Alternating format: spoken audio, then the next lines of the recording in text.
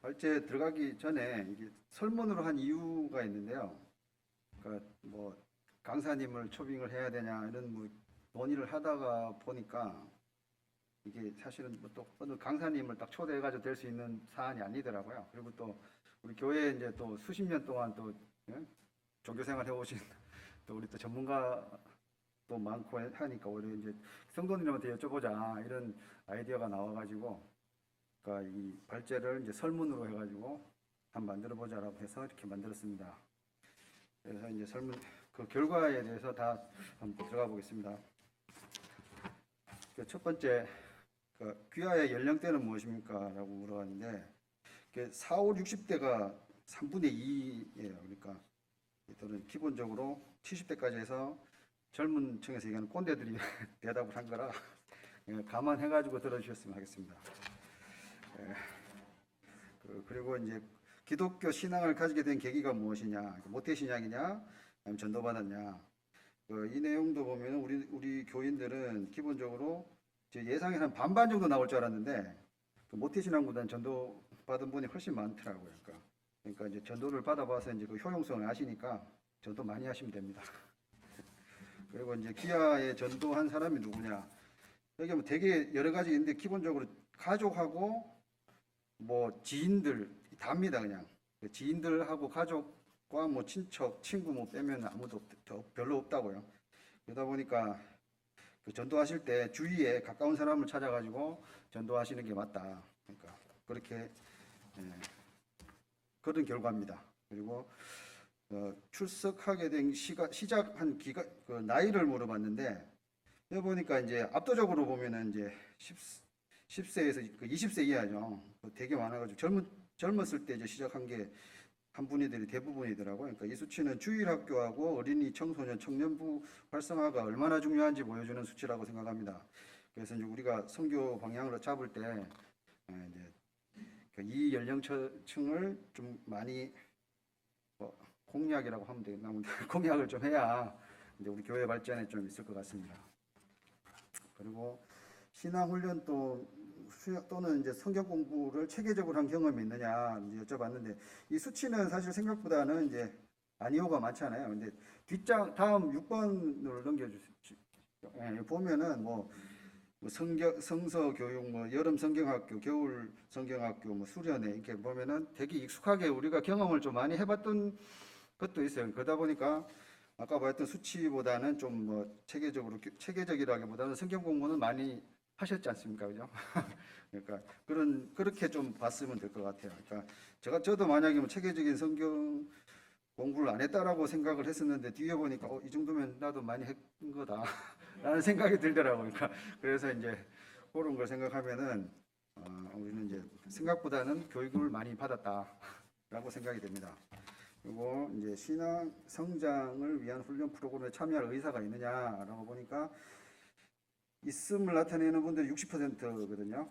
그러니까 이 하고 싶어 하는 분들은 하게 해야 되겠습니다. 그래서 프로그램을 좀 만들어야 되지 않을까 이런 생각이 들었습니다. 그리고 다음번 8번으로 넘어가면 귀하가 참여하고 싶은 훈련의 내용은 무엇입니까? 라고 봤을 때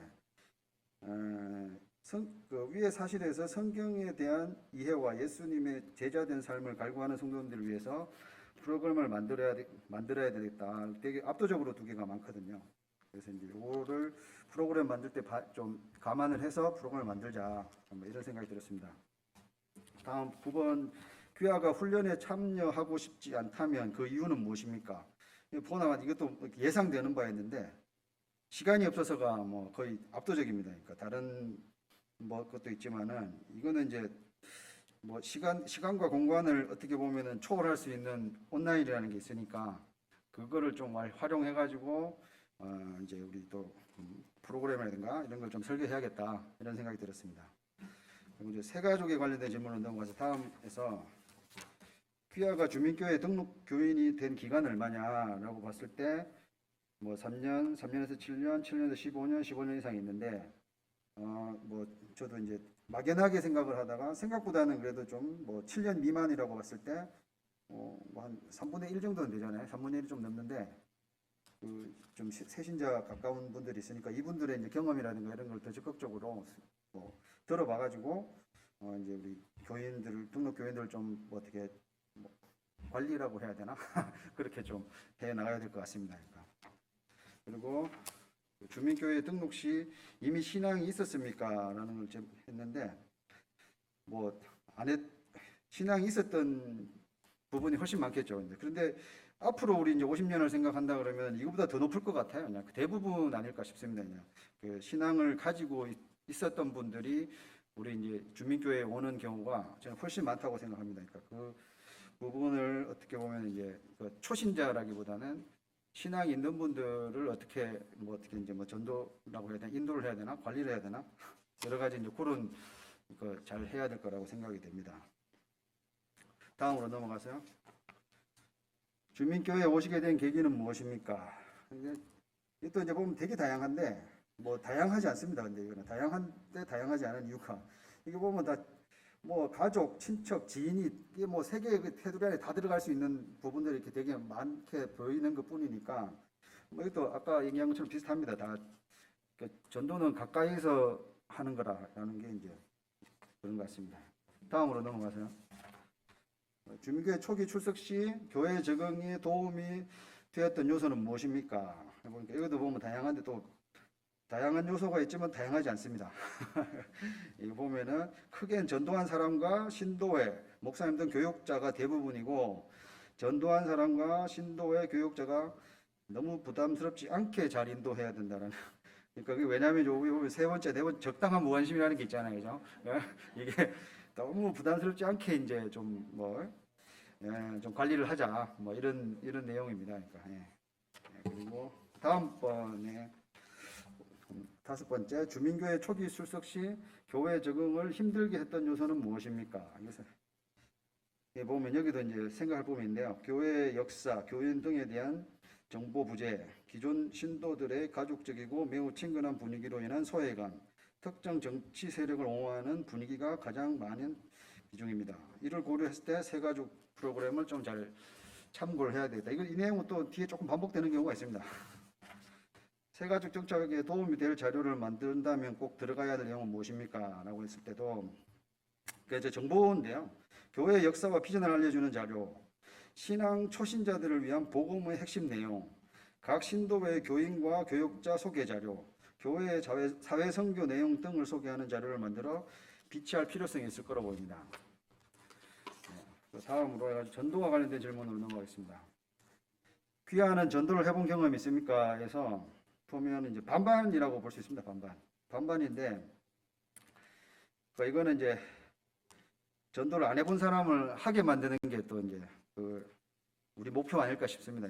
그래서 좀 할 수 있는 이제 좀 전도에 대한 공감대를 한번 끌어올리는 뭐 형성하는 뭐 그런 프로그램을 한번 해보는 것도 나쁘지 않을 거라고 생각합니다.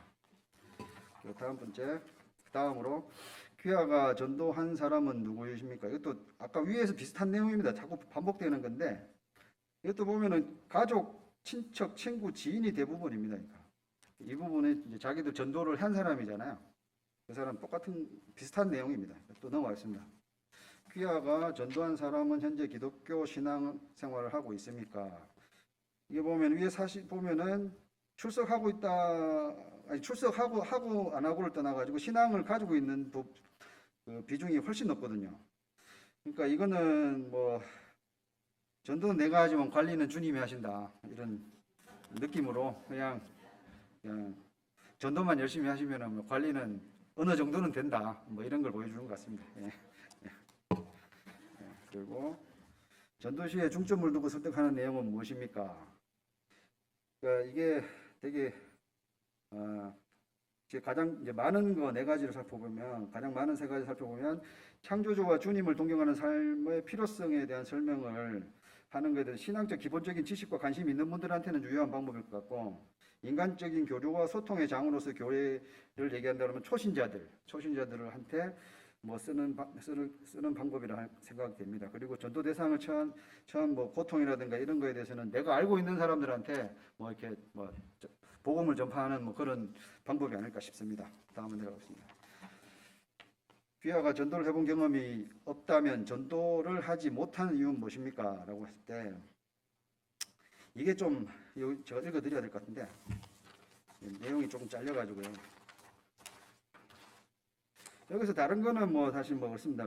첫 번째 가 보면은 전도 필요성에 대한 인식이 부족하고, 두 번째 전도 필요성은 인식하나 전도 훈련에 안 돼서 방법을 잘 모르겠다, 뭐 이런 내용이고, 세 번째가 좀 이게 우리한테 좀 주는 의미가 좀 있는 것 같은데, 현대 사회의 기독교에 대한 거부감으로 인한 두려움이라는 게 있습니다. 그리고 네 번째는 개인적인 거라서, 그러니까 현재 나의 삶이 기독교인으로서 바람직하지 못하다고 생각되어 전도하기 부끄럽다, 이렇게 그 내용인데, 이거는 충분히 그럴 수 있다고 생각하는데, 세 번째는 이제 한국 사회 기독교에 대한 거부감에 대한 두려움이라는 게 이 상당히 19표거든요. 이거 복수 가능한 거니까 되게 많은 부분입니다. 그러니까 이거 같은 경우에는 나름대로 제가 생각했을 때 뭐 이렇게 한국 사회 기독교에 대한 인식이 일반적으로 얼마나 긍정적이지 못하다는 것을 보여주는 것으로서 세상에 빛과 소금이 되라고 했는데 안 되고 있다라는 게 이제 어쨌든 뭐 우리는 알고 있는 거잖아요, 그죠? 그래서 이제 우리 교회는 빛과 소금의 역할을 하자, 뭐 이런 내용입니다. 넘어가겠습니다. 다음에 귀하가 지인에게 주민교회에 함께 다닐 것을 권해본 적이 있습니까? 라고 했을 때 그래도 권해본 분들이 거의 60%인데 뭐 이게 더 높다라는데 뭐 의의를 두는 게 의의 두는 게 맞다고 생각하는 게요. 뭐 최대한 최소한 우리 교인들은 주민교회가 창피하진 않다. 뭐 이런 생각이 들었습니다. 그리고 7번째, 주민교회를 소개하면 귀하가 설명한 주민교회의 장점은 무엇입니까? 그러니까 이 보면 위의 내용 중에서 50년 성남 지역 내 영향력, 당회 민주성, 적극적인 사회 선교는 일반적인 다른 교회와 우리 주민교회의 차별화된 포인트라고 생각이 되는데, 우리 장점을 잘 강화시켜 가지고 앞으로 50년을 준비하자, 뭐 이런 생각이 들었습니다. 근데 이게 그리고 이것도 잘 보셔야 되는데, 주민교회를 전도하는 것이 꺼려진다면 그 이유는 무엇입니까? 이것도 보면 여기 보면 전도 훈련 부족, 전도 프로그램 부족, 세가족의 소외감 등을 일반적으로 예상할 수 있는 어떻게 보면은 내용인데, 좀 여기서 또 주의해서 볼 부분은 적극적인 사회 선교에 대한 기독교 일반의 왜곡된 시각, 정치 관련 답변 등은 우리 교회에 아까 보면 장점이 될 수도 있지만은 뒤집어서 단점이 될 수 있다는 것을 알아야 될 것 같습니다. 뭐 다 주의 깊게 뭐 프로그램 만들 때 만들어야 된다. 그러니까 아까는 분명히 사회 선교가 장점으로 나왔었는데, 또 여기서는 또 보면은 단점, 꺼려지는 이유라는 건 뭐 단점이 있는 다 같은 얘기잖아요. 그러니까 그런 부분들이 조금 이제 우리 교회에 약간 아이러니 아닌가 싶은 생각도 들었습니다. 그러니까 이걸 해석을 하는 장점 똑같습니다. 이 장점에 보면 적극적인 사회 선교라고 딱 나오지 않습니까? 처음에. 뭐 이런 부분, 다른 부분들 누가 봐도 뭐 장점이라는 부분은 빼고라도 이제 이런 부분들이 우리 교회의 특징이 아닐까 싶습니다. 그래서 장점이면서 단점이라는 거를 좀 생각을 하고 거기에 대한 고민이 좀 더 있어야 되지 않을까 하는 생각이 들었습니다. 그리고 마지막으로 주민교회의 장점을 알리기 위해 적극적으로 활용해야 될 방법은 무엇입니까? 이것도 보면 다 우리가 생각할 수 있는 건데, 여기서 압도적으로 많은 게 SNS를 통해 하자라고 하는데, 이것도 보면은 유효할 것인지에 대해서는 뭐 좀 논의를 해봐야 될 거고, 자체가 이게 뭐 장점을 알린다라는 게 우리가 이제 선교잖아요. 우리 주민교회 선교니까 여기에 대해서는 지금 뒤에서 논의 과제에서 좀 추가해가지고 좀 우리가 논의를 해봐야 될 부분이라 생각됩니다. 그래서 이제 마지막으로 여기 보면은 새가족 선교에 대한 논의 과제, 이게 이제 우리 이때까지 목적인데, 이번 설문조사를 통해 전도에 대해 새롭게 알게 된 사실이 무엇이고, 이것을 전도에 어떻게 적용해서 전도의 대상과 방법 등을 설정할 것인지 의견을 나눠봐야 될 것 같습니다. 첫 번째로. 그리고 두 번째는 우리 교회의 진보적인 정체성은 우리 교회의 장점이기도 하지만 전도와 교회 성장에 있어서는 단점일 수 있는 것으로 나타났습니다. 우리 교회의 선교 대상이 민중에서 시민으로 변화되어 가는 시점에서 어떻게 하면 시민을 아우를 수 있는 교회가 될 수 있을지 의견을 나눠봐야 될 것 같습니다. 그리고 세 번째, 설문조사 결과 새신자와 기존 성도들을 위한 신앙 프로그램이 부족한 걸로 나타났습니다. 현재 교회의 신앙 프로그램에는 수요 성경 공부, 성경 필사, 찬송 감송이 있는데 이 훈련들의 장단점과 추가로 더 보완해야 할 신앙 훈련에 대해서 의견을 나눠 주셨으면 합니다. 그리고 네 번째로 설문조사 결과 새신자 새가족들이 기존 교인 속에서 느끼는 소외감과 새신자 새가족에 대한 관심과 양육 부족으로 정착에 어려움을 겪는 것으로 나타났습니다. 새신자 새가족 정착을 어떻게 도울 수 있을지 의견을 나눠봐야 될 것 같습니다.